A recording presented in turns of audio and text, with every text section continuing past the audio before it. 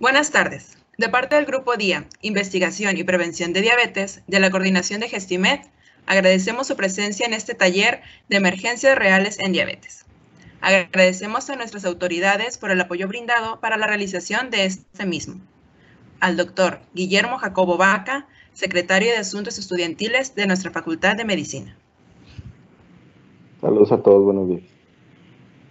Al doctor Enrique Alberto Butcher López, coordinador de los grupos estudiantiles de trabajo e investigación en medicina. ¿Qué tal? Buenas tardes.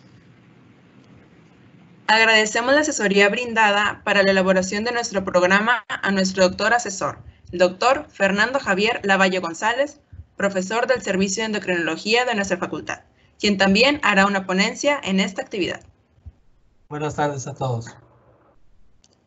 Nos permitimos presentar a nuestro ponente invitado, doctor Marco Antonio Román Montalvo, residente de endocrinología del Hospital Universitario y jefe de residentes del mismo. Muy buenos días a todos. Continuando con nuestra actividad, invitamos al doctor Fernando Lavalle para que nos brinde unas palabras de introducción. Buenas tardes a todos ustedes. Muchas gracias por estar conectados con nosotros en línea para este taller. Estamos tratando de hacerlo lo más práctico posible en vista de esta contingencia por la que todos estamos pasando y en la cual la mayor parte de nuestras actividades académicas ahora son en esta modalidad en línea. Les agradecemos que estén con nosotros durante esta siguiente hora y media para participar activamente en nuestro foro de discusión después de estas conferencias. Para nosotros la diabetes es un tema muy relevante y también para el país. La diabetes es la principal causa de mortalidad.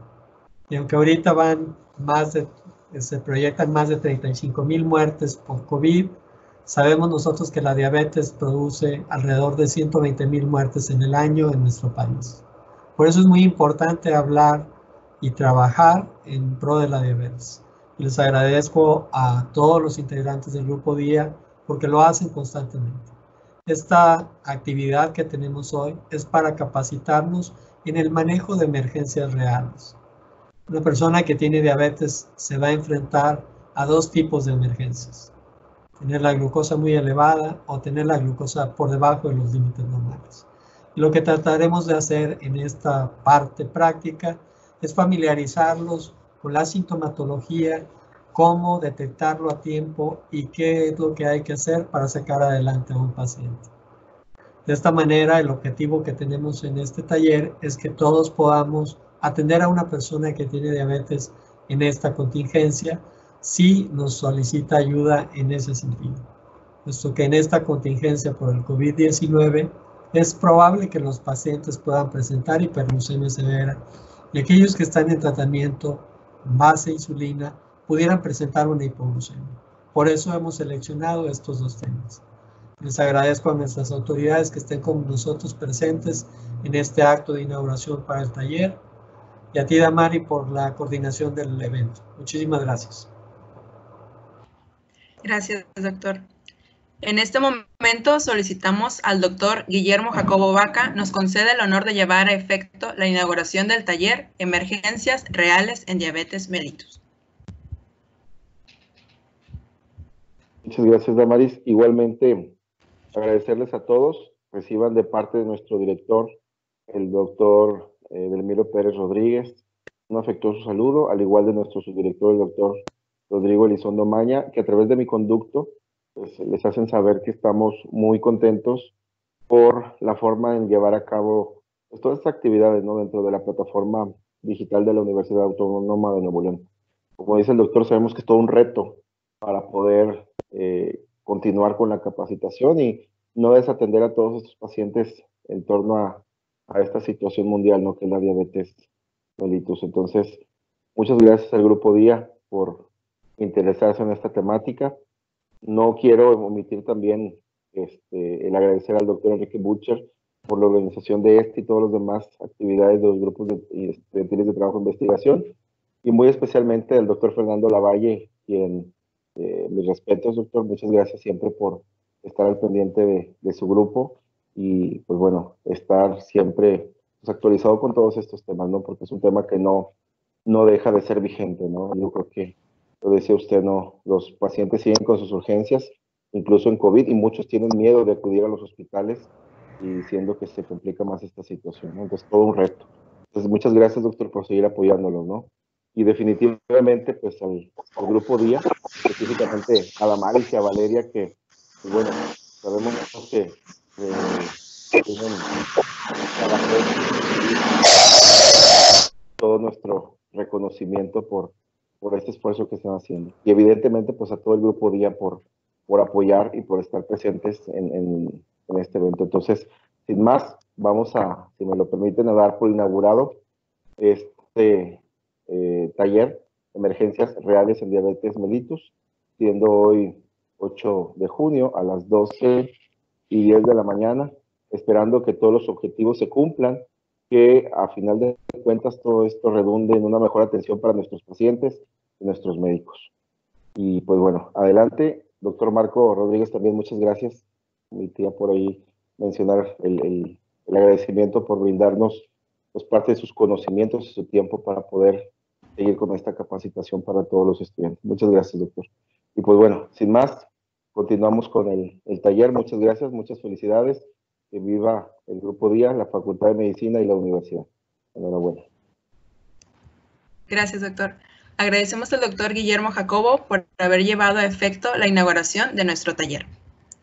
Continuando con nuestra actividad, presentamos a nuestro primer ponente, el doctor Marco Antonio Román Montalvo, con el tema Detección y Tratamiento de Hipoglucemia. Gracias, Damaris. Buenos días. Comenzaremos con el tema de hipoglucemia. ¿Qué es la hipoglucemia? Es cualquier episodio de glucosa que anormalmente se encuentra baja y puede o no tener algún síntoma en nuestro paciente. Y esto, por lo general, puede poner en riesgo al individuo de sufrir algún tipo de daño. Normalmente en el cuerpo existe una respuesta hormonal que se despierta al momento de que presentamos una hipoglucemia. Tenemos diferentes receptores para los niveles de glucosa y principalmente los podemos dividir entre los receptores a nivel central, que se encontrarían en el hipotálamo, y a nivel periférico, como los pudiéramos encontrar en el área de la vena mesentérica y portal, en el tracto gastrointestinal y en los cuerpos carotídeos. Cuando en el cuerpo, el hipotálamo, principalmente en el núcleo ventromedial y en el núcleo arcuato, percibe una disminución de la glucosa, las células, las neuronas principalmente, que captan los niveles de glucosa, liberan un estímulo, de los cuales este estímulo, el producto es final, que se da una señal hacia la vía eferente al sistema nervioso autónomo, con el objetivo de liberar norepinefrina y acetilcolina. Esto a su vez va a llegar hacia el páncreas para actuar a nivel de la célula alfa y célula beta, para disminuir los niveles de insulina y elevarlos de glucagon, y en la glándula adrenal para aumentar los niveles de cortisol y de epinefrina. Lo que queremos que el cuerpo haga al hacer este tipo de cambios en nuestros niveles hormonales es actuar a nivel del hígado para hacer un aumento en la producción de glucosa, y en el músculo y en el tejido adiposo para realizar una disminución en la utilización de glucosa. Todo esto para poder hacer un esfuerzo en que esos niveles de glucosa baja se puedan elevar y normalizar. Pero cuando tenemos pacientes con diabetes tipo 1, tipo 2, estas respuestas contrarreguladoras normalmente están afectadas, ya sea porque en los pacientes con diabetes encuentran niveles de las células alfa y beta disminuidas y la respuesta adrenérgica de la elevación de epinefrina, norepinefrina en la glándula adrenal también se encuentra disminuida. ¿Qué nos va a producir esto? Que no hay una buena respuesta para poder elevar los niveles de glucosa si no es con algún tipo de ayuda de glucosa externa. Por lo general, hablando sobre los diferentes niveles de insulina, de glucosa, en los cuales el cuerpo activa una respuesta hormonal contrarreguladora, a partir de 82 miligramos por decilitro, el cuerpo responde a disminuir los niveles endógenos de insulina. A partir de los 70 miligramos por decilitro podemos hablar de un valor específico de hipoglucemia, y es a partir de aquí cuando empiezan a elevarse las diferentes hormonas contrarreguladoras. Inicialmente se eleva el glucagón, las catecolaminas y la hormona de crecimiento. Hay diversos autores que describen un valor entre 50 y 60 miligramos por decilitro, pero el valor que más vamos a encontrar en literatura es a partir de 54 miligramos por decilitro, en donde podemos encontrar la hipoglucemia que se encuentra clínicamente importante. Y en este punto, la principal hormona que nos va a ayudar a contrarregular esta respuesta es el cortisol sérico. A partir de un valor de 50 miligramos por decilitro para abajo, podemos hablar de una hipoglucemia severa.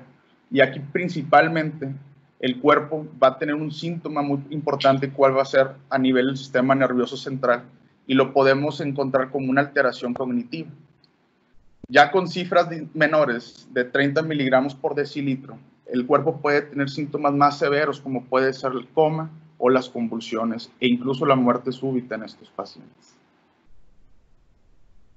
Podemos ya clasificar los niveles de hipoglucemia en 3 niveles diferentes. La hipoglucemia a nivel 1, cuando hablamos de valores de igual o menor a 70 miligramos por decilitro, y lo vamos a definir como que es la glucosa que es suficientemente baja para requerir un tratamiento inmediato con carbohidratos orales de acción rápida y un ajuste de tratamiento de su hipoglucemiante.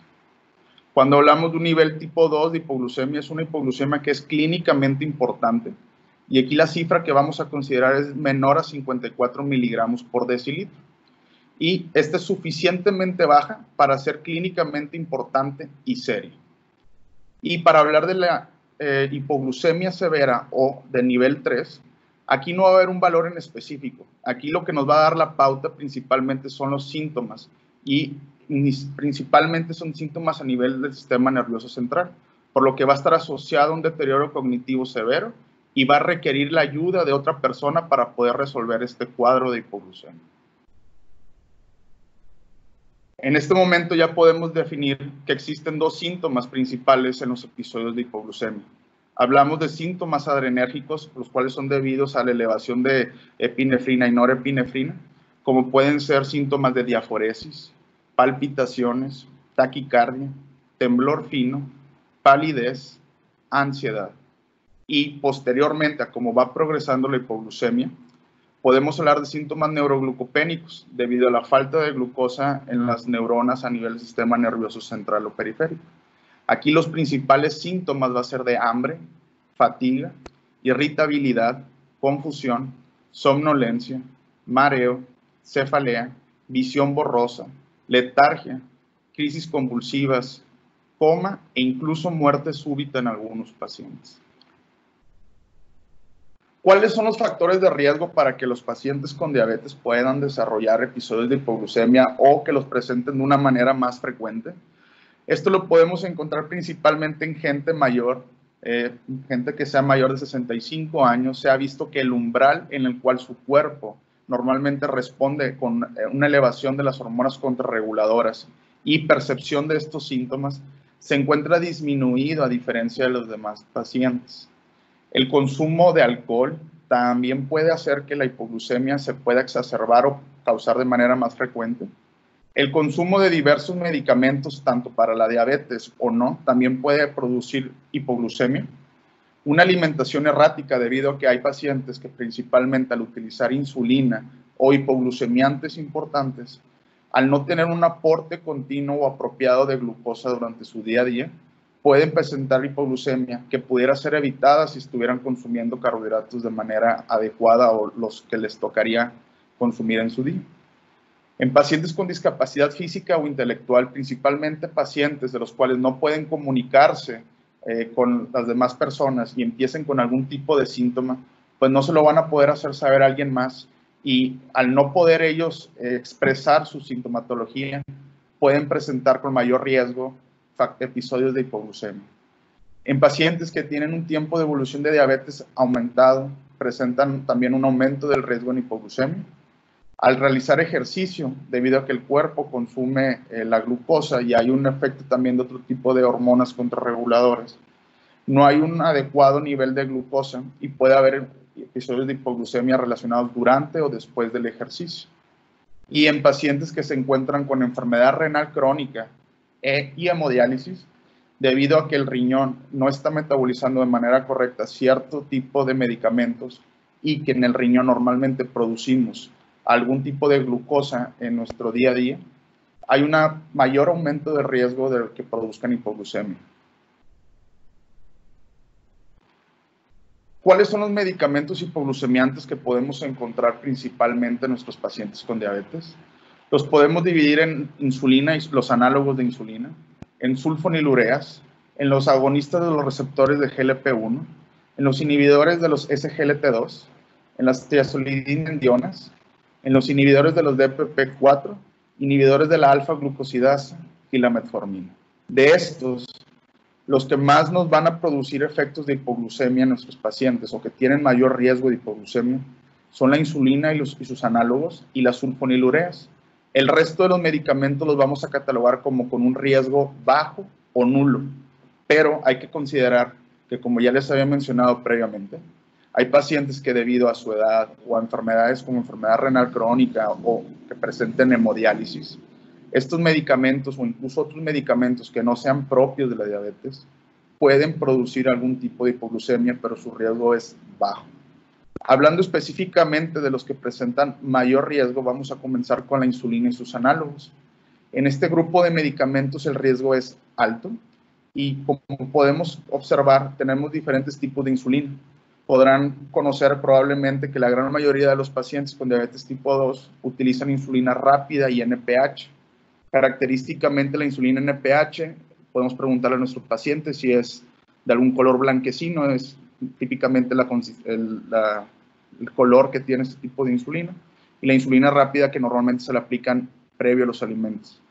Pero también podemos contar con otro tipo de insulina que son los análogos, que vienen ya sea en pluma o también en frascos, y no estrictamente, pero los que más lo utilizan son los pacientes con diabetes tipo 1. Y esto nos da un riesgo de hipoglucemia alto, principalmente las insulinas de acción rápida o ultra rápida. En el siguiente grupo, las sulfonilureas las vamos a catalogar como que presentan un riesgo de hipoglucemia moderado. Y de este grupo, el que más frecuentemente van a observar es la glibenclamida, la glimepirida.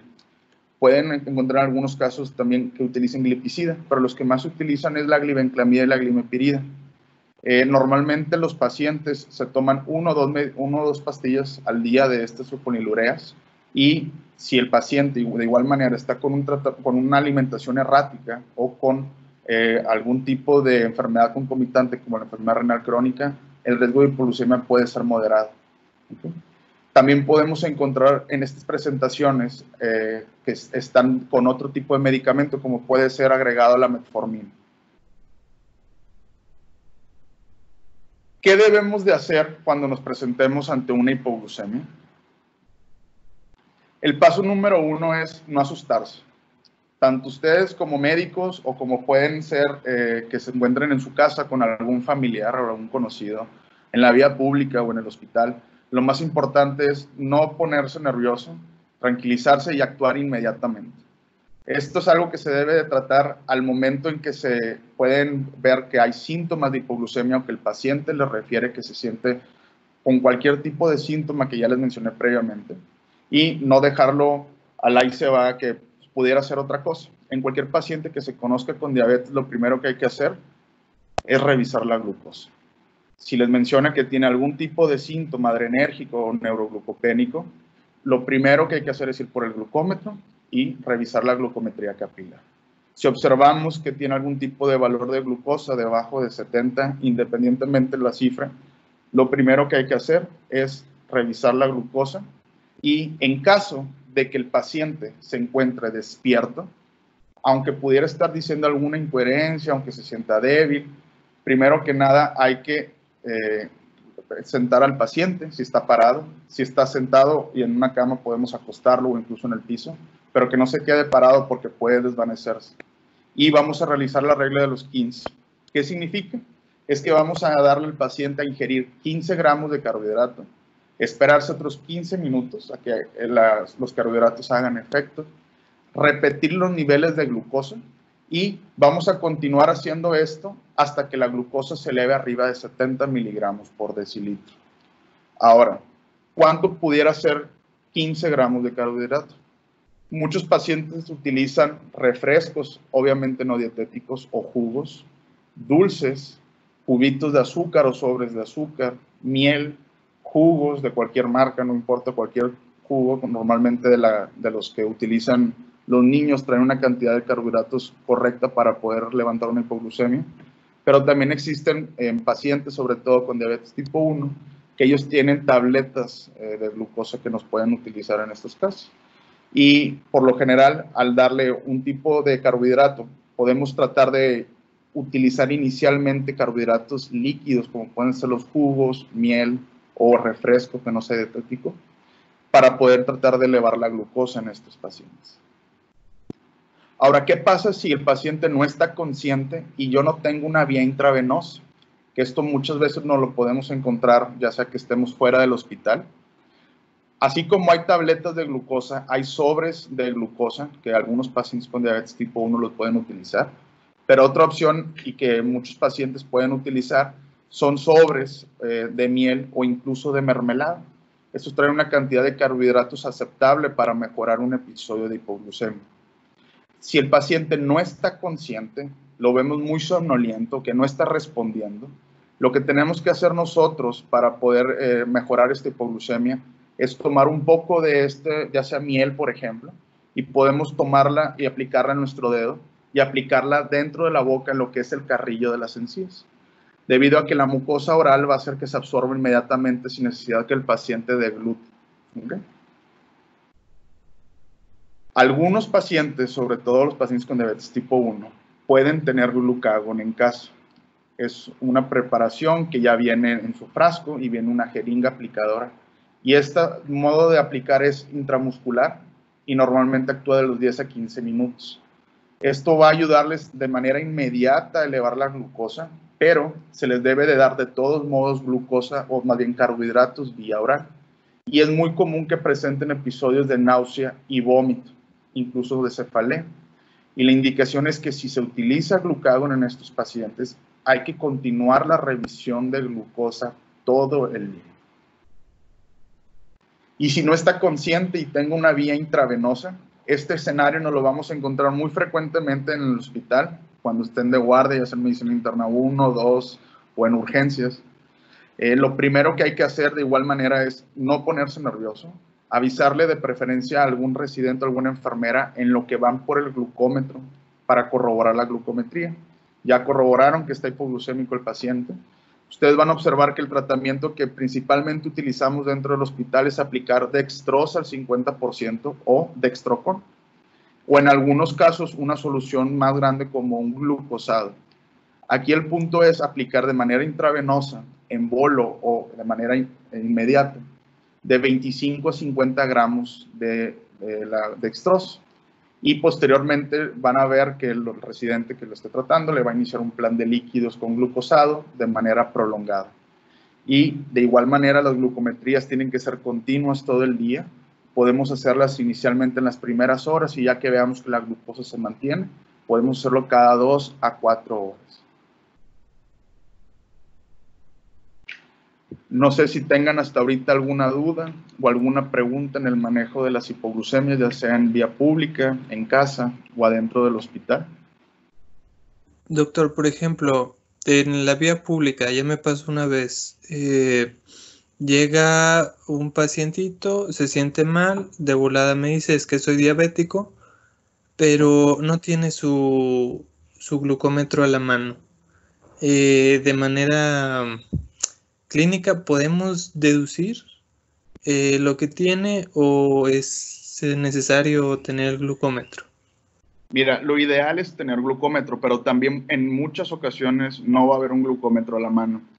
Aquí lo importante es ver que hay síntomas de hiperglucemia, que también son un poco inespecíficos, como cefalea, debilidad, mareo, y que en algunos casos el paciente puede decir que trae esos síntomas. Y si no tenemos un glucómetro y pensamos que es una hipoglucemia y le damos algún tipo de carbohidrato, pudiéramos elevarle más la glucosa. Pero ante ese escenario, pudiera ser peor el pensar que no tengo una hipoglucemia y no hacer nada, a no darle ningún tipo de tratamiento. Yo ante ese escenario le recomendaría que le den 15 gramos de carbohidrato y que inmediatamente el paciente corrobore su glucometría, sea en casa o en algún tipo de farmacia. La realidad es que ahorita ya hay una farmacia en casi en cada esquina y las glucometrías, a pesar de que en algunos lados la venden, yo sé de costos que va de 15 a 20 pesos la glucometría, entonces algo que pues, sí es muy necesario para corroborar cómo trae la glucometría, porque pueden presentarse en algún escenario en que se sienta mal y a lo mejor el paciente trae 300 o 250 de glucosa y pues bueno, ese no es el tratamiento. Ok, muchísimas gracias, doctor. De nada. Doctor, mi pregunta va más específica para pacientes con diabetes tipo 1. Tengo entendido que después de haber utilizado el glucagón, se hace una producción de cetosis o se entra en cetosis. Entonces, ¿cuáles serían los cuidados si basta solo con la medición de cetonas o hay que aumentar la dosis de insulina? ¿Y cuánto tiempo queda esa producción de cetonas? Cuando utilizan glucagón, los pacientes con diabetes tipo 1, la indicación de que se estén revisando la glucosa todo el día no es tanto por el riesgo de hipoglucemia, como tú bien dices, es más por el riesgo de hiperglucemia y que se produzca una cetoacidosis. Este riesgo lo podemos tener prácticamente durante unas 24 horas y la indicación es que no se suspenda el uso de insulina. Incluso debido a la hiperglucemia puede ser necesario que hagan ajustes o correcciones previos a los alimentos durante ese día. Doctor, bueno, son dos preguntas. ¿Qué criterios se utiliza para dar de alta a un paciente que acaba de sufrir una hipoglucemia? O sea, ¿qué tanto tiempo tiene que estar dentro del hospital después de que se le está pasando los líquidos glucosados? ¿Y por qué? Digo, no, la verdad desconozco, pero quisiera saber si no es posible utilizar algún otro medicamento en vez del glucagón, por ejemplo.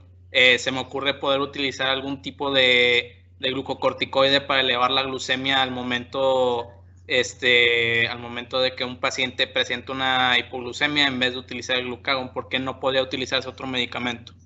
Claro. Mira, resolviendo tu primera pregunta, tenemos dos escenarios bien diferentes.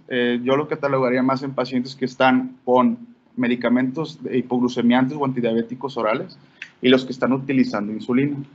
De ambos grupos debemos de conocer más o menos cómo es la vida media de tanto el medicamento como de la insulina. Por ejemplo, si vemos que estamos utilizando una sulfonilurea, que su vida media es unas 12 horas o 24 horas, nosotros procuramos tener al paciente ingresado unas 3 a 5 vidas medias, que es lo que normalmente se tarda el cuerpo en depurar el medicamento, que pudiéramos decir que es el causante de la hipoglucemia.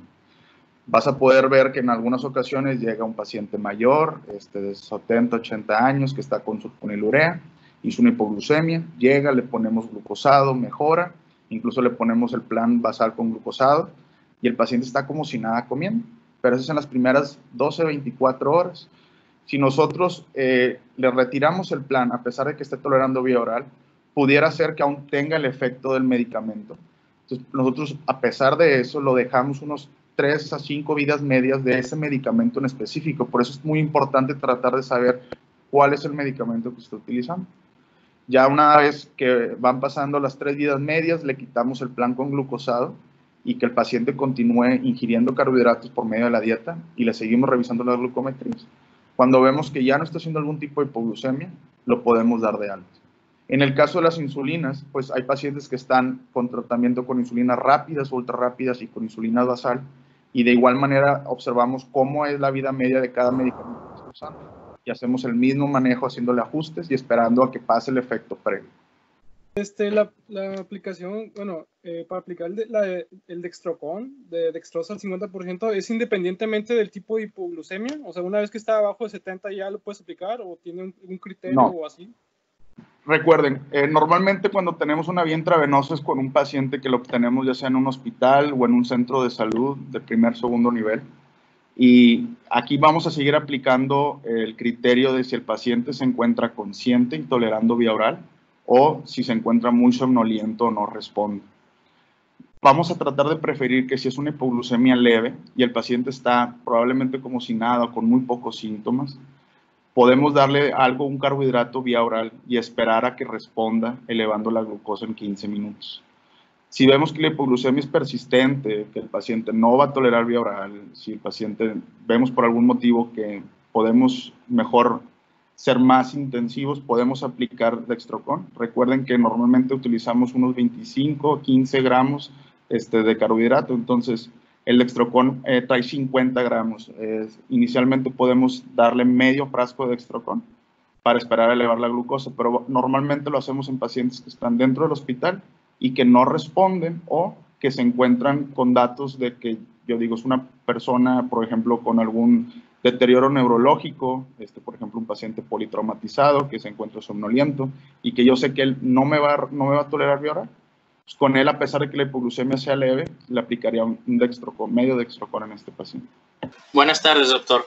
Buenas tardes. En cuanto a una hipoglucemia nocturna, ya sea antes de que se acueste el paciente o durante la madrugada, ¿cuáles serían los valores recomendados? O bueno, ¿cuáles serían los valores corte que tomaríamos?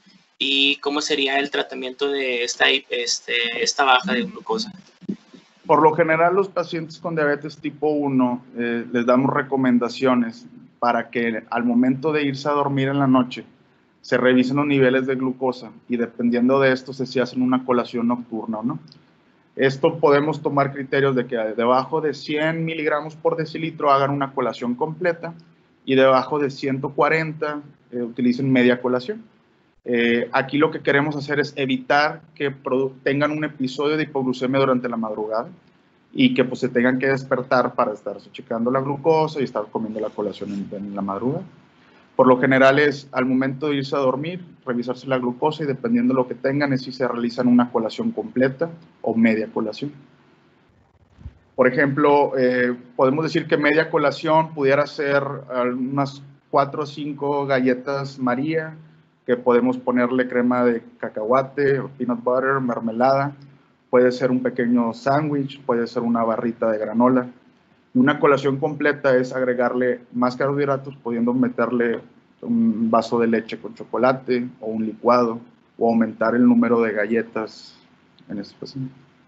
Sí, nada más era para ver ahorita lo de la duda de por qué si se podría utilizar algún otro tipo de medicamento en vez del glucagón, por ejemplo, los glucocorticoides, para poder elevar la glicemia.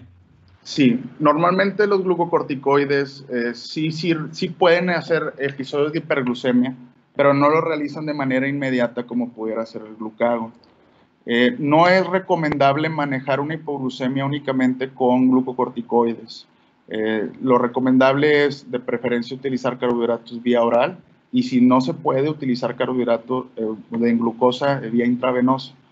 No es un tratamiento de elección o de rutina que se haga en algún hospital o en algún centro dar esteroides.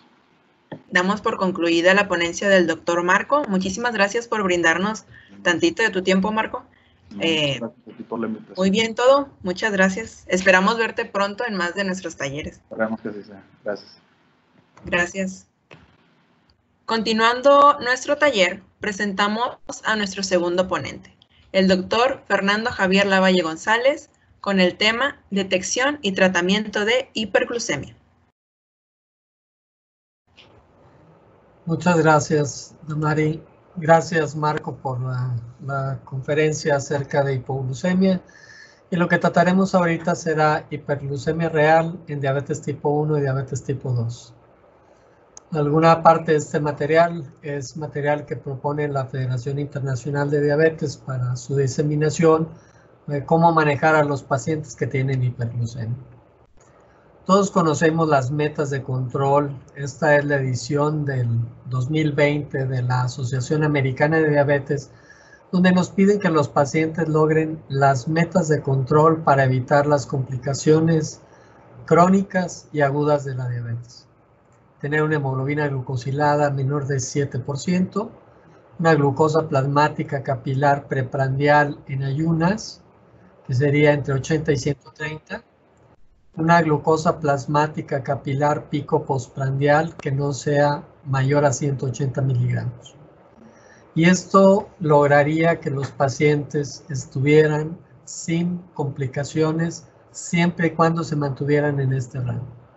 Las metas de control, como todos conocemos, deben individualizarse dependiendo de la duración de la diabetes, de la edad y la esperanza de vida, de las condiciones comórbidas como obesidad, hipertensión, dislipidemia, con complicaciones micro o macrovasculares, aquellos pacientes que ya tienen retinopatía, que tienen nefropatía o que han sufrido un accidente cerebrovascular, han tenido una amputación.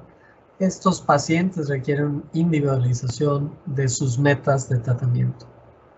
También es importante, como nos habló ahorita Marco, de la hipoglucemia, porque también esta es una de las cosas que tomamos en cuenta para establecer las metas de control.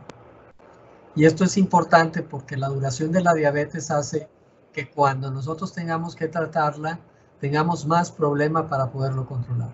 Entre más años de diabetes tiene un paciente, más medicamentos requiere para mantenerse cerca del normal, que evitaría las complicaciones. Y de esta manera, Marco trató la parte de un exceso de tratamiento, produciendo una hipoglucemia, y yo trataré al revés la parte de la falta de tratamiento con una hiperglucemia que pudiera desencadenar una complicación aguda severa para el paciente. Ahorita, gracias al monitoreo continuo de glucosa que podemos hacer en los pacientes con estos monitores flash o con los monitores que tienen las microinfusoras, se ha lanzado el concepto de tiempo en rango. Y esta parte es muy importante porque la hemoglobina glucosilada refleja un promedio, pero no nos dice qué tanta parte del tiempo el paciente está dentro de la normoglucemia, por abajo o por arriba. Y aquí quiero que vean ustedes el gráfico de la derecha, cómo el individuo que tiene entre 70 y 180, que es el tiempo en rango deseable para el paciente, que debe ser mayor del 70% del día, eso significaría que casi 17 horas del día el paciente esté en un rango seguro entre 70 y 180. Que el paciente no tenga más de un 5% de hipoglucemia y que vean ustedes, menos de 70 no pase de una hora y menos de 54, que es la clínicamente relevante, no pasen de 15 minutos en un día. Y a lo que me toca ver a mí es este 25% que se divide en una hiperglucemia mayor a 180 o una hiperglucemia mayor a 250. Y en ese sentido, podemos nosotros ver la hiperglucemia de diabetes en 4 categorías. Una hiperglucemia moderada entre 180 y 249, una hiperglucemia severa cuando el individuo tiene más de 250 miligramos por decilitro, y en estos casos puede acompañarse de cetoacidosis diabética o de un síndrome hiperglucémico hiperosmolar, que serían las complicaciones agudas de pasar de tener hiperglucemia a tener un descontrol serio en la diabetes. Nos ocuparemos primero de ver la cetoacidosis diabética. Esto significa que el individuo tiene un alto nivel de glucosa en sangre porque no tiene suficiente insulina, empieza a consumir sus grasas y produce cuerpos cetónicos para obtener energía, va a desarrollar a través de estos cuerpos cetónicos que son ácidos un componente de acidosis metabólica y el individuo por la hiperglucemia va a tener deshidratación por una poliuria osmótica. Sabemos que hay una deficiencia absoluta o relativa porque los pacientes con diabetes tipo 1 que tienen deficiencia absoluta o los que tienen diabetes tipo 2 que tienen una deficiencia relativa, ambos pueden desarrollar cetoacidosis. Marco nos platicó ahorita de cómo las hormonas contrarreguladoras nos ayudan a mantener a un individuo fuera de la hipoglucemia, pero en el estrés, los niveles de hormona de crecimiento, de catecolaminas y de cortisol van a hacer que se perpetúe la hiperglucemia. Sabemos que cuando no se puede utilizar la glucosa por esta deficiencia de insulina, vamos a tener que utilizar mano de la reserva grasa y del músculo a través de liberar aminoácidos para producir glucosa o de cambiar las grasas, los triglicéridos, en cuerpos cetónicos para obtener en una parte energía y en otra parte glucosa intracelular. Entonces la triada bioquímica para hablar de cetoacidosis es tener hiperglucemia, tener cetonas positivas y que el paciente tenga acidosis. ¿Cuáles son las causas que llevan a un individuo que tiene hiperglucemia a desarrollar cetoacidosis? Esto es en general para diabetes tipo 1 y diabetes tipo 2. Diabetes de reciente inicio van a llevar en diabetes tipo 1 a un episodio de cetoacidosis en la mitad de los individuos. Infecciones es la causa más común para los pacientes con diabetes tipo 2, predominando las infecciones respiratorias y de vías urinarias. Pero si yo veo del 100% de la cetoacidosis, pues corresponde nada más a un 40%. Vean ustedes como el infarto, accidente cerebrovascular o enfermedades serias como una pancreatitis van a darnos menos del 10% de las causas de cetoacidosis. Enfermedad aguda, como pudiera ser una intoxicación alimentaria, también es un componente para poder desarrollar cetoacidosis diabética. Ante esta deficiencia de insulina, con una falta de absorción de la glucosa en las células blanco, vamos a tener un aumento de la lipólisis para darnos ácidos grasos libres que van a ir a la cetogénesis, nos van a dar cetonas positivas en sangre o cetonas positivas en orina, porque esto va a ser utilizado como combustible a nivel del sistema nervioso central y a nivel del miocardio para producir energía. Sabemos que de la lipólisis se obtienen los ácidos grasos libres, pero también se obtiene el glicerol. Este glicerol va a ir hacia el ciclo de la gluconeogénesis a nivel hepático y esto va a incrementar la hiperglucemia. La hiperglucemia produce glucosuria, diuresis osmótica, pérdida urinaria de agua libre y esto nos va a dar deshidratación. Estos ácidos grasos libres y las cetonas son un componente ácido en la sangre y entonces vamos a tener esta parte de tener acidosis, deshidratación e hiperglucemia que caracterizan a la cetoacidosis. ¿Qué necesitamos para revertirla? Cambiar los niveles de insulina para hacer un shift y que se absorba la glucosa en los tejidos y se deje de degradar el componente graso de los adipocitos para liberar ácidos grasos libres. ¿Cuáles son los signos y síntomas de cetoacidosis? Muchos pacientes que andan caminando en la calle con 200 de glucosa y 220, y a lo mejor a ustedes les ha tocado ver pacientes en el hospital en la consulta o internados que tienen 200, 250, 260 y no tienen toda la sintomatología para sospechar una cetoacidosis. Síntomas tempranos son los de descontrol, poliuria, polidipsia, polifagia, cansancio, calambres musculares porque hay alteración en los electrolitos y puede haber un enrojecimiento de la cara. Pérdida de peso, náusea y vómito, dolor abdominal. Estos primordialmente nos hacen sospechar que hay una cetoacidosis. Tener un aliento acidótico, como sería el aliento a manzanas o a vinagre, nos da la clave de que se están eliminando cuerpos cetónicos a través del aliento. Estos cuerpos cetónicos son volátiles y entonces uno puede identificar la presencia de esos cuerpos cetónicos en el aliento.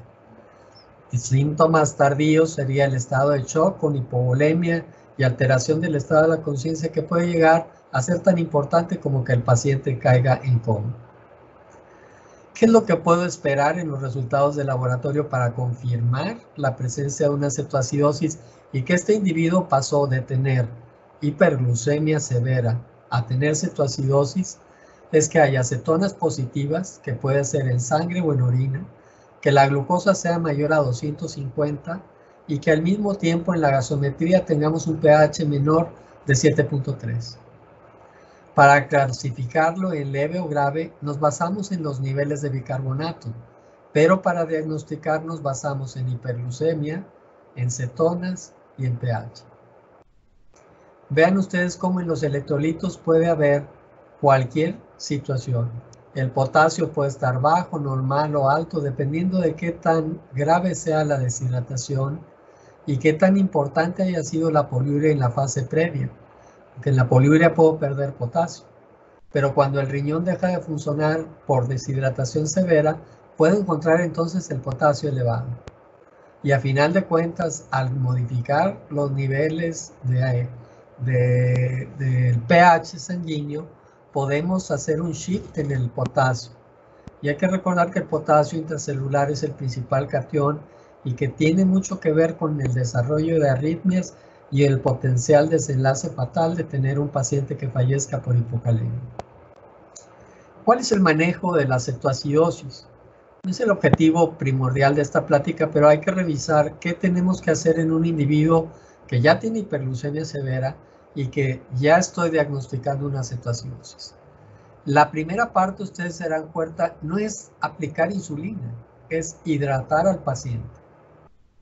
El hecho de hidratar al paciente va a hacer que la concentración de glucosa se disminuya. Hay que recordar que este paciente está concentrado y que ha perdido mucha agua por diuresis osmótica, y la primera parte es corregir el estado de choque con solución salina, que puede ser en bolos o en infusión continua. La rehidratación dependerá del estatus clínico, la edad y la función renal del paciente. Si la deshidratación es muy severa, este paciente puede desarrollar insuficiencia renal aguda. Y entonces es importante el manejo. Si yo tengo una persona mayor de edad, una persona que tiene más de 65 años, y no estoy muy seguro de su condición clínica cardiovascular, debo hacer una rehidratación. El plantearse usar una sonda nasogástrica en aquellos individuos que no tienen un estado de la conciencia totalmente bueno, es importante porque sabemos que lo que le falta es agua, y la única manera de darle agua libre es a través del tracto gastrointestinal. Esto lo usamos más, lo de la sonda nasogástrica, en el síndrome hiperglucémico hiperosmolar que en la cetoacidosis, porque hay que recordar que el individuo con cetoacidosis puede estar vomitando.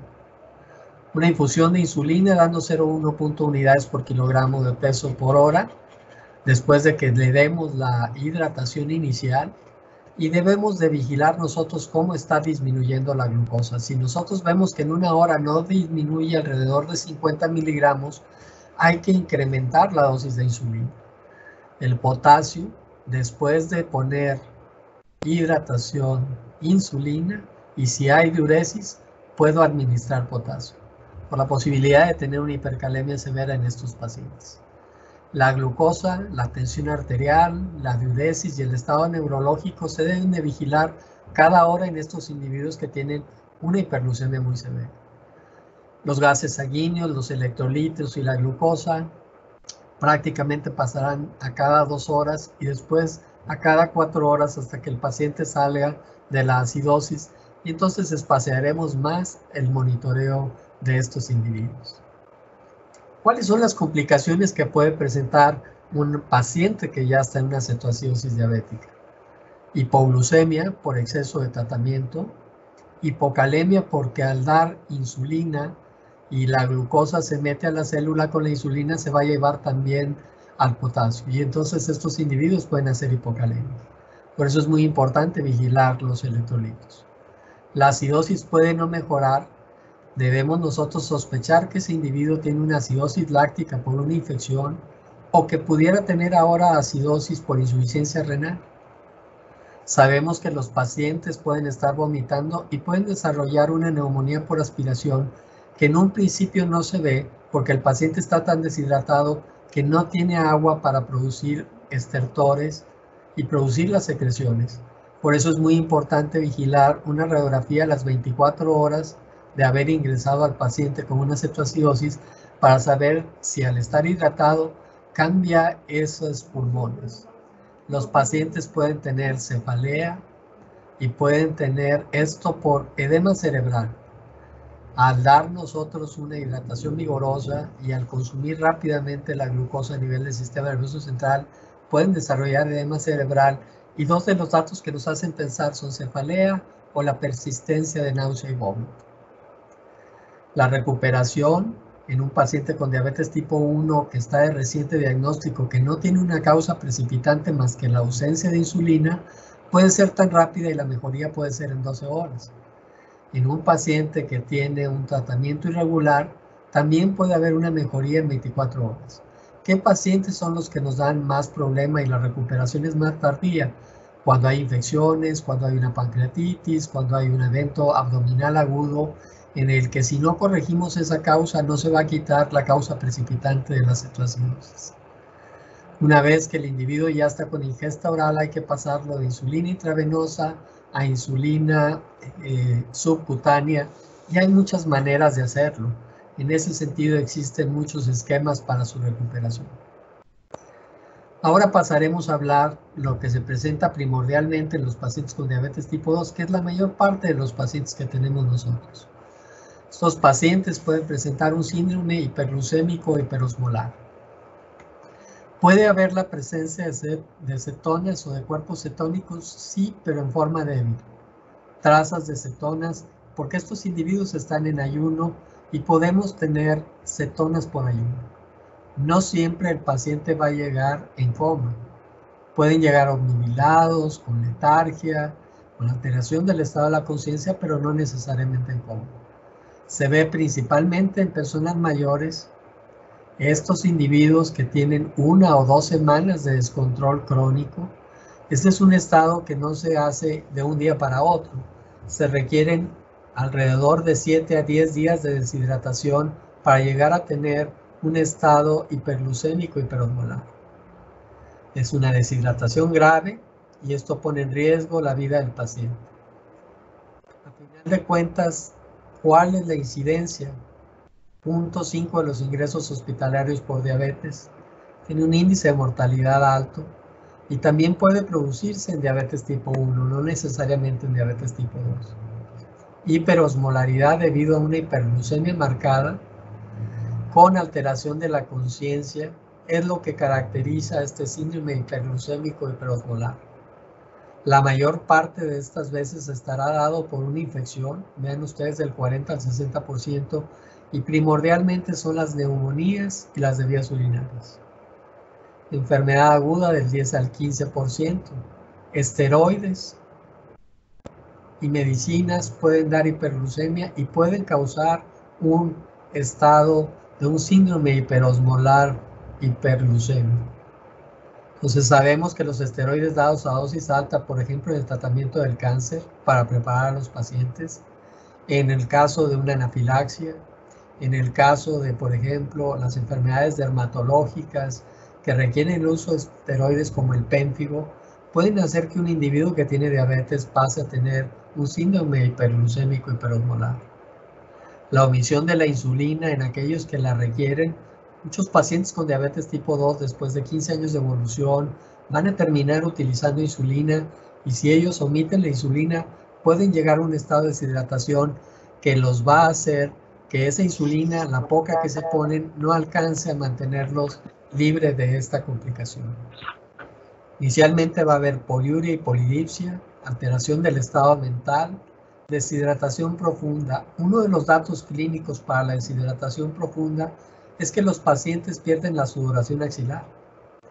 La axila es un lugar donde casi siempre hay humedad en el cuerpo. Uno, al mover al paciente y poner sus manos en las axilas del paciente, detecta que están secas, eso habla de una deshidratación profunda. Buscar siempre un factor desencadenante. Puede ser mala atención en un asilo para ancianos, puede ser un proceso infeccioso, puede haber el desarrollo de alguna complicación nueva de la diabetes. Y vean ustedes, valores arriba de 600 miligramos por decilitro se observan en una síndrome hiperglucémico hiperosmolar. La cantidad de glucosa más alta que yo he visto cuando hicimos la dilución en uno de los pacientes fue 12.000 miligramos por decilitro. Prácticamente lo que corría por sus venas era miel. Cetonas puede estar negativo o trazas, vean tanto en orina como en sangre. La osmolaridad calculada se va a ir por arriba de 320. Tienen un alto nivel de sodio también por la deshidratación. Y esto es muy importante porque los pacientes podemos controlarles la glucosa y luego terminar teniendo un estado hiperosmolar por sodio. ¿Okay? Gases tienen un pH mayor a 730, lo cual nos hace ver que no se trata de una cetoacidosis, sino de un síndrome hiperglucémico hiperosmolar. Componentes del tratamiento para estos pacientes: rehidratación, insulina, potasio y monitoreo. Como ven, ambos episodios de hiperglucemia severa requieren hidratación e insulina. La parte más importante es que la insulina podría ser necesaria, pero no necesariamente tiene que ser a las dosis para una cetoacidosis. La solución salina en la primera hora es importante que sea normal. ¿Por qué? Porque necesitamos atraer volumen intravascular. Y si yo le pongo una solución al medio de lo normal, voy a tener menos poder oncótico para atraer y mejorar ese flujo vascular. Después de la primera hora y de la hidratación para tratar de mantener una buena presión, necesitamos nosotros, en ese sentido, empezar a utilizar soluciones al medio de lo normal. De esa manera trataremos de no darle sodio de más a este paciente para no pasarlo de un estado hiperosmolar por glucosa a un estado hiperosmolar por lo que sería sodio. ¿Sí me escucharon? Sí, doctora. Sí, estamos. ¿Quién está hablando? No se apuren. Él monitorea, ven ustedes, glucemia, tensión arterial, función neurológica cada hora hasta estabilizarlo. Electrolitos muy importante para vigilar el no pasar a un estado de hipernatremia. Algunas veces vamos a necesitar colocar catéteres centrales para medir la presión venosa central para el manejo de la hidratación, sobre todo en aquellos individuos mayores que pudieran tener insuficiencia cardíaca y que entonces es un reto la hidratación para estos pacientes. ¿Cuáles son las complicaciones que se presentan en este síndrome? Hipoglucemia, cuando los estoy tratando con insulina. Hipocalemia, porque la insulina mete la glucosa y el potasio a la célula. Sobrecarga de fluidos, en aquellos pacientes que tienen una pobre reserva cardíaca. El paciente desarrolla edema cerebral y puede tener esto por una hipernatremia al momento de darle mucho sodio para rehidratar. ¿Cuál es la diferencia en el déficit de agua? En un síndrome hiperglucémico hiperosmolar, un individuo puede tener un déficit de entre 10 y 12 litros de agua. En una cetoacidosis, por lo general va de 4 a 5 litros de déficit de agua. Entonces, como ustedes ven, habrá que pasarle muchas soluciones y como todas las soluciones tienen que tener algún electrolito cuando lo ponemos intravenoso, entonces esto puede llevar a tener síndromes en los que ahora pasemos a una hiperosmolaridad por electrolitos. ¿Cómo voy a hacer la prevención de la cetoacidosis y el síndrome hiperosmolar? Primero, identificar y tratar causas que pudieran dar hiperglucemia en un individuo que tiene diabetes. Hay que tener una mejor conciencia pública de que los pacientes tienen que estar controlados, mejorar el acceso a la atención médica, mejorar la educación para el tratamiento de la hiperglucemia durante una enfermedad. Ahorita dijimos que en caso de infecciones o de intoxicaciones alimentarias, la hiperglucemia se puede perpetuar y llevar a cetoacidosis o a un síndrome hiperosmolar. Entonces, ¿qué tengo que hacer? Pues educar al paciente para que sepa qué hacer cuando empieza a tener hiperglucemia antes de llegar a tener una complicación de este tipo. Y darle siempre acceso a que se puedan comunicar con nosotros. Las personas con un control glucémico adecuado podrían no correr un mayor riesgo de infección. El balance entre control y descontrol para saber si nos dan un mayor riesgo de enfermedades es importante discutirlo con los pacientes. Un mal control metabólico disminuye la respuesta inmune, se altera la migración de los macrófagos y esto puede hacer que sean más susceptibles para algunas infecciones. Generar glucosuria persistente y deshidratación también puede conducir a que los pacientes tengan con mayor frecuencia infecciones de vías urinarias. Una enfermedad infecciosa aumenta las hormonas de estrés, va a haber gluconeogénesis, insensibilidad a la insulina, hiperglucemia y cetonas. Por eso debemos de corregirlo y si el individuo tiene náusea o vómito, vamos a incrementar nosotros lo que sería la deshidratación. El mal vaciado gástrico nos lleva a un tránsito intestinal rápido y una mala absorción de los alimentos. Entonces, estos individuos pueden presentar hipoglucemia cuando yo lo estoy tratando de sacar en un tratamiento con insulina. Las enfermedades leves tienen poco efecto para descontrolar a los pacientes. Por lo general tendrá que ser una infección severa. Control inadecuado de situaciones de estrés es muy importante. El control erróneo de enfermedades es una causa frecuente del aumento de la hiperglucemia. Es muy común que los pacientes dicen, me van a dar un antibiótico, voy a dejar de tomar algunas medicinas mientras me tomo el antibiótico. De hecho, algunos hasta omiten las dosis de insulina porque dicen, es que no estoy comiendo bien y tengo miedo de que me dé una hipoglucemia. Y esos individuos, al omitir la insulina, pueden desencadenar todavía mayor hiperglucemia. La hidratación inadecuada durante la hiperglucemia porque haya la posibilidad de vomitar también es muy frecuente. Hay que recordar que aparte de tener diuresis osmótica, si el individuo tiene fiebre, tiene otro mecanismo de deshidratación por pérdidas insensibles durante la fiebre. Esto de la ingesta insuficiente de glucosa durante una gastroenteritis también es causa de hipoglucemia. Es algo que a lo mejor no comentamos muy bien ahorita en la charla de Marco, pero los pacientes que dejan de comer tienen un riesgo incrementado de tener una hipoglucemia, no solo por insulina, sino también por antidiabéticos orales. Es muy importante darle instrucciones al paciente y que sean por escrito. Una cosa es lo que nosotros platicamos y sucede, por ejemplo, en esta charla. De todo lo que yo he comentado ahorita, ustedes van a captar alguna parte. Si tomaron notas, alguna mejor parte van a captar, pero algunas cosas se van a olvidar. Y lo mismo le sucede al individuo que llega al consultorio y está estresado por la consulta, qué va a decir el doctor, que ando muy alto, qué me va a regañar. El paciente puede olvidar lo que le estamos dando en una instrucción verbal. Por eso es muy importante ponerlo por escrito. Identificar y tratar la causa de la enfermedad es importante. Si es una intoxicación alimentaria, darle algo para el vómito, para que pare esa situación que incrementa la deshidratación.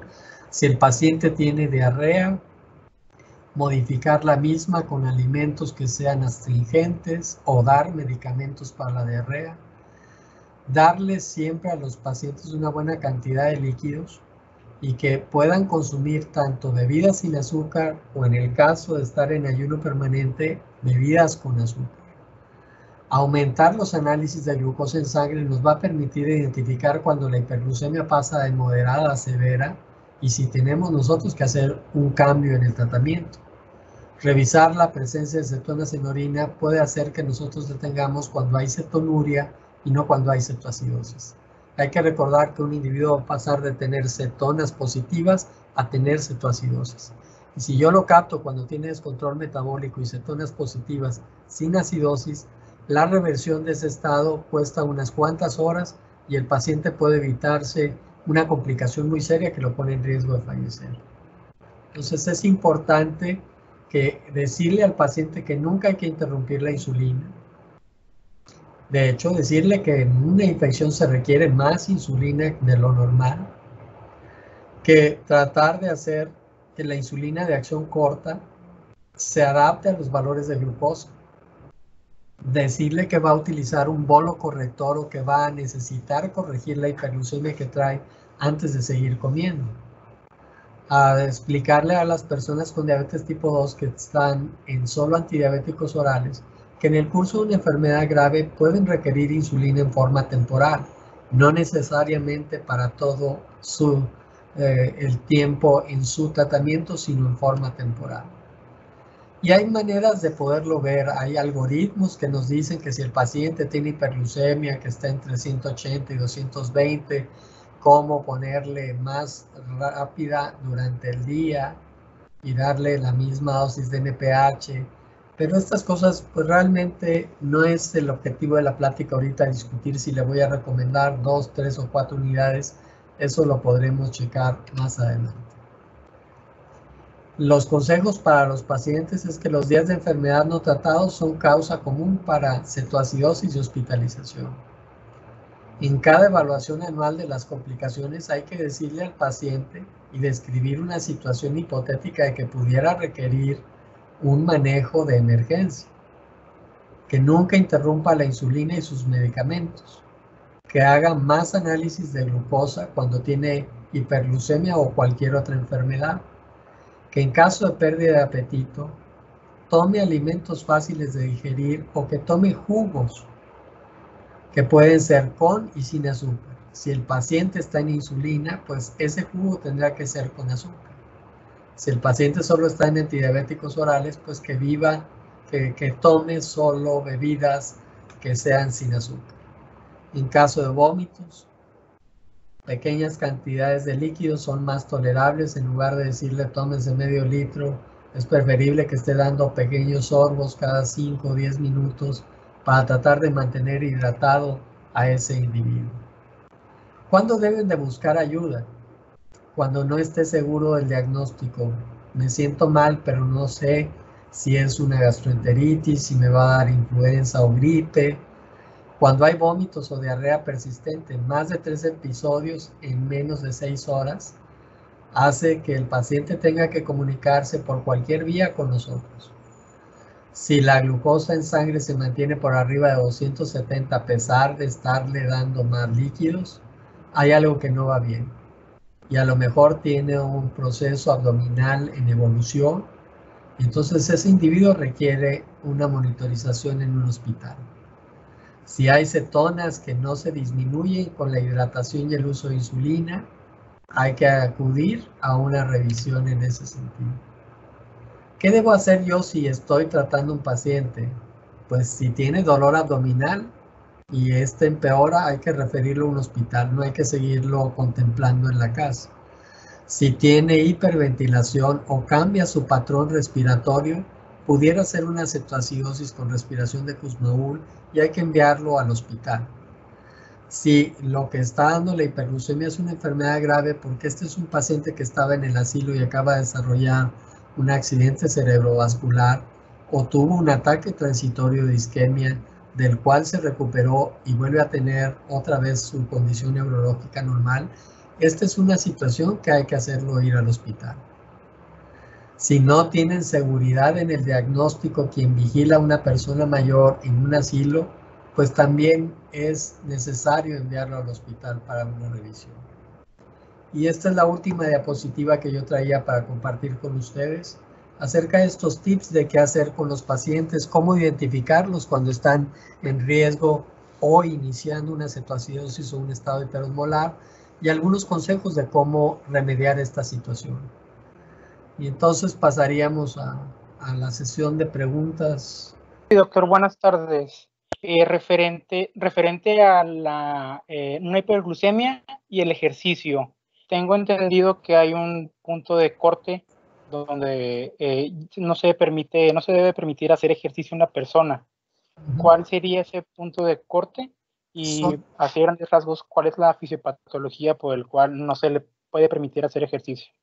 Son diferentes puntos de corte, tanto para diabetes tipo 1 como para diabetes tipo 2.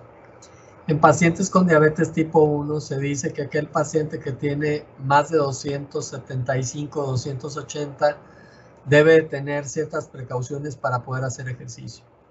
El ejercicio puede dar hipoglucemia y la mayor parte lo reconocemos así, pero la hipoglucemia puede presentarse inmediata, tardía o muy tardíamente.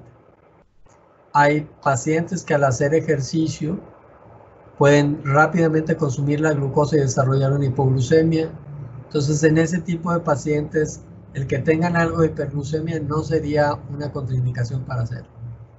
Pero hay pacientes que la hipoglucemia o el consumo de glucosa por el ejercicio se va a presentar entre 4 y 12 horas después.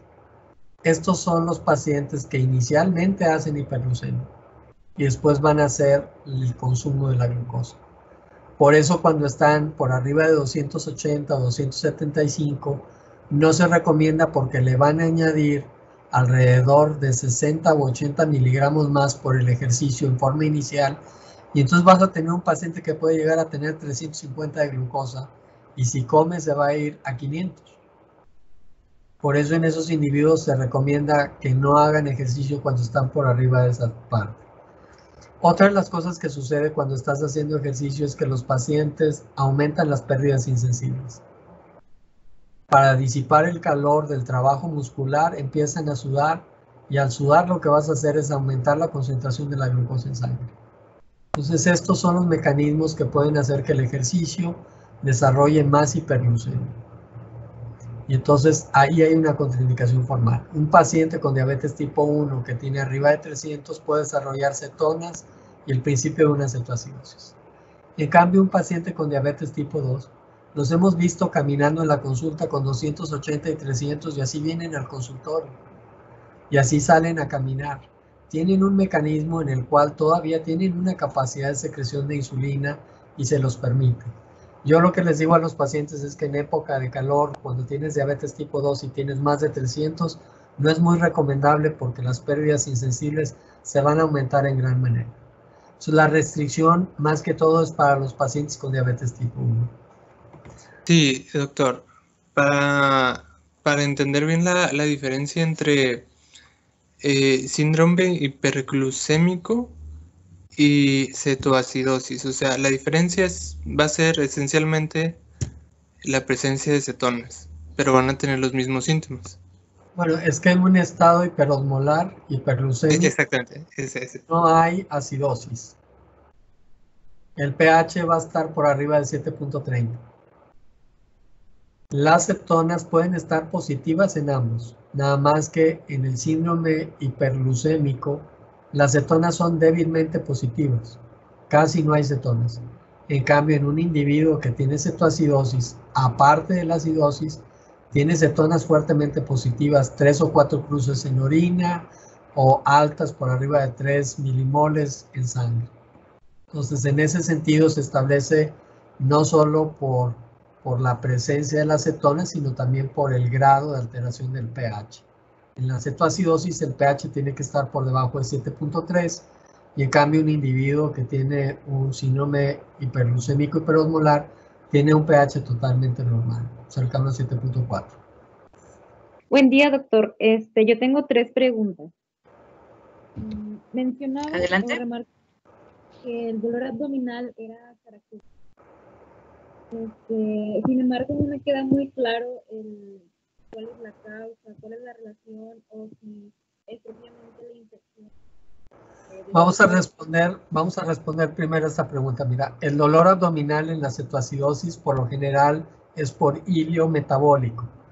Cuando hay acidosis y cuando hay un trastorno en los electrolitos, se paraliza el intestino, tienes un ilio metabólico y eso causa dolor y puede dar náusea y vómito. El dolor abdominal es una queja muy frecuente en la cetoacidosis, no así en el estado hiperosmolar. En el estado hiperosmolar, por lo general, lo que hay es una alteración del estado de la conciencia y no hay dolor abdominal. Entonces, el mecanismo es que la acidosis y el desequilibrio en los electrolitos por la poliuria te dan un ilio metabólico y eso es lo que causa el dolor abdominal. ¿Cuáles son las otras 2 preguntas, Vivian? En cuanto al olor a frutas, ¿qué tan útil pudiera llegar a ser para poder detectar que hay una cetoacidosis diabética? La verdad, yo nunca he tenido la oportunidad de oler de olerlo, sí. Pero no sé qué tan útil pudiera ser. Es bastante útil. Mira, los que vemos pacientes con diabetes tipo 1, que en lo personal veo muchos pacientes con diabetes tipo 1, y los veo en situaciones fuera de consultorio, la presencia de un aliento cetónico es muy importante porque te habla de un descontrol serio en ese paciente en donde yo no pudiera tener a lo mejor una glucosa capilar para corroborar si tiene hiperglucemia o no. El aliento a cetonas lo puedes notar cuando dejas una manzana que se pudra, una manzana que está pasada. El olor que tiene la manzana es el de los cuerpos cetónicos. O cuando abran un bote de vinagre, hay vinagre blanco que es de azúcar de caña y hay un vinagre que es de color así como de sidra, de color oscurito. Ese vinagre de manzana, cuando tú lo destapas y percibes ese olor, ese es el olor de vinagre de manzana de los cuerpos cetónicos. Eso te daría una idea de cómo es el olor para poderlo identificar. Muchas veces uno no lo ha identificado la primera vez porque no se lo han explicado cuando ve a un paciente que está con cetoacidosis y entonces uno no lo percibe. El aliento es muy característico porque estos pacientes tienen una respiración acidótica en la cual tienen la boca abierta para respirar y entonces despiden estos cuerpos cetónicos a través del aliento. Y sí ayuda para sospechar y mandar a un paciente al hospital. Porque hay que recordar que los cuerpos cetónicos se producen, no son en la cetoacidosis, sino se producen desde antes de tener cetoacidosis. ¿Cuál sería tu tercera pregunta, Vivian? ¿Cuál sería el motivo de consulta de los pacientes con cetoacidosis diabética? Pues el motivo de consulta puede ser una intoxicación alimentaria porque se comieron una hamburguesa en mal estado, puede ser el desarrollo de una infección de vías respiratorias altas que llegan con una gripa o influenza, o puede ser que desarrollaron apendicitis y llegan con dolor abdominal y uno tiene que estar muy al pendiente porque el dolor abdominal pudiera ser por un cuadro por apendicitis, o una paciente que tiene diabetes tipo 2 y está en insulina y desarrolló un cuadro de vesícula biliar, también puede ser la causa para tener una consulta de esos pacientes. La mayor parte del tiempo van a tener un evento desencadenante. Yo tengo una duda, doctor. ¿Sí? Después de que sufran una crisis, ya sea de un estado hiperosmolar o una cetoacidosis, ¿se va a hacer un ajuste en el tratamiento del paciente? Siempre requiere un ajuste porque hay que recordar que estos eventos van a dejar estresado al individuo o el haber estado internado lo mismo, y estos pacientes requieren un tratamiento con ajuste hacia el alza la mayor parte de las veces para mantenerlos normales, y en el transcurso de un mes o dos podrán ir disminuyendo estos tratamientos.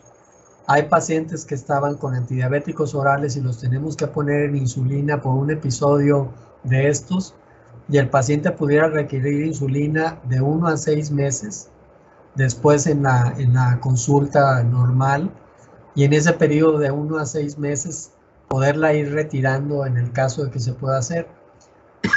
Hay que recordar que estos individuos que tienen hiperglucemia severa tienen el fenómeno de glucotoxicidad que hace que se disminuya la producción de insulina en aquellos pacientes que tienen diabetes tipo 2 y pudiera dejarlos con muy poca reserva pancreática, y entonces los antidiabéticos no ser lo suficientemente potentes para mantenerlo en una meta de tratamiento, y por esa razón pudiera requerir más medicamento durante los siguientes meses.